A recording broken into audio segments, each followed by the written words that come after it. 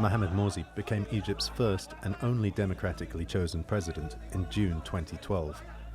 His margin of victory was slim, but the elections were widely judged to be free and fair.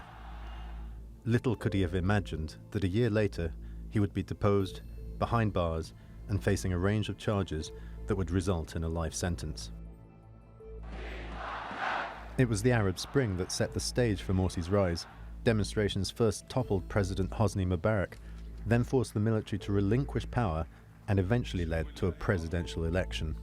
Morsi had not been the Muslim Brotherhood's first choice, but did end up running as the organization's Freedom and Justice Party candidate, often stressing the party's religious roots. Our ideology is a clear Islamic ideology, a modern Egyptian state, nationalist, democratic, constitutional, in which the people are the source of authority. Having won, he promised supporters and skeptics alike that he would unite the nation.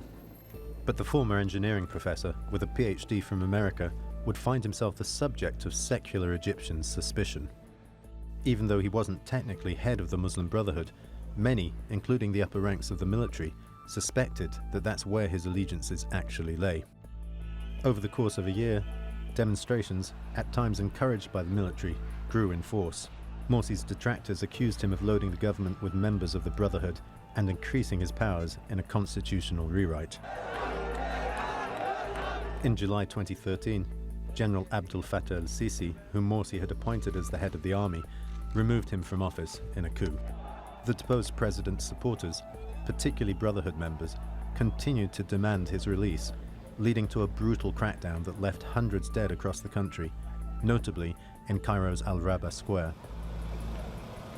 Within the year, another presidential election was held, which, according to the state, Sisi won with 97% of the vote. Egypt had now passed full circle, from the hands of the military, Mubarak having been a military man, to those of Morsi and the Brotherhood, then once again, back to the military.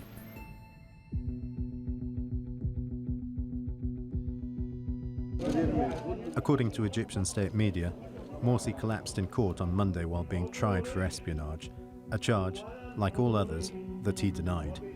He was taken to hospital. Authorities said he died of a heart attack. Sarah Whitson, Human Rights Watch's executive director for the Middle East and North Africa, tweeted the following. This is terrible but entirely predictable, given government failure to allow him adequate medical care and much less family visits. The Egyptian government's announcement of Morsi's death fell just short of 7 years after his appointment as president, 6 of which he spent in prison. During that time, the Muslim Brotherhood has itself shared a similar fate to that of Morsi. Outlawed, most of its leaders are either imprisoned or in exile. And now the organization, too, faces a fight for its survival. Adam Pletz, The Newsmakers.